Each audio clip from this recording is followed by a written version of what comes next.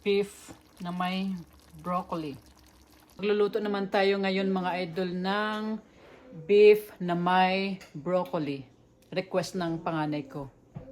Tara!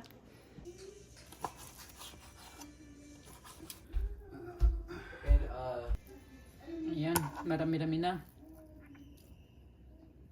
Lagyan natin siya ng 1 tablespoon na cornstarch. Lagyan din natin ng 1/2 teaspoon na baking powder, soy sauce, oil,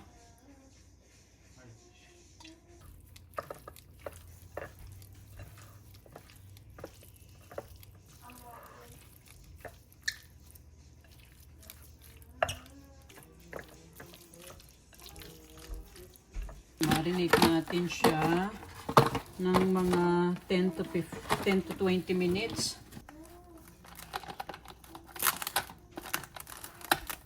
Rice vinegar. Ito po yung nilagay kong rice vinegar para sa sauce natin. Soy sauce. 1/2 teaspoon na sugar. 1 teaspoon na cornstarch.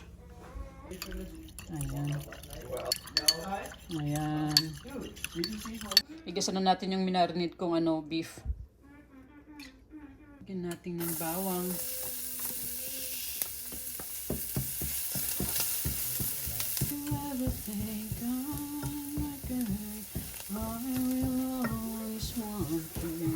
Ito yung minarinate kong beef kanina.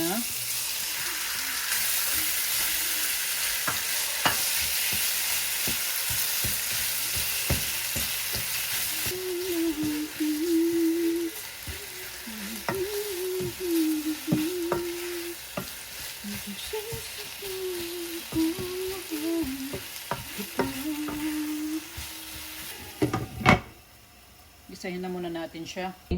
I-drain natin tong broccoli.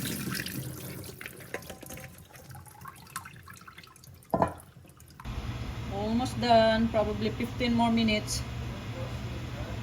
Yeah. Okay. Hindi siya. Saan na siyang nagkakaroon ng sauce.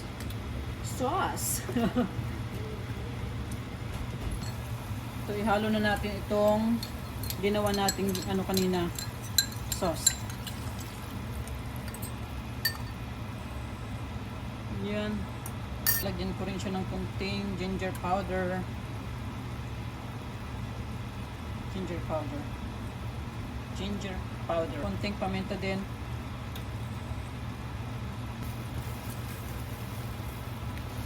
Yan, nag-ano na siya.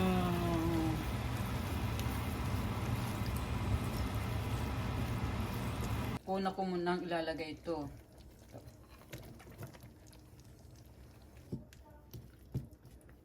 Kasi medyo matigas-tigas siya ng konti. Ilagay na rin natin itong ibang broccoli pa. Ayan.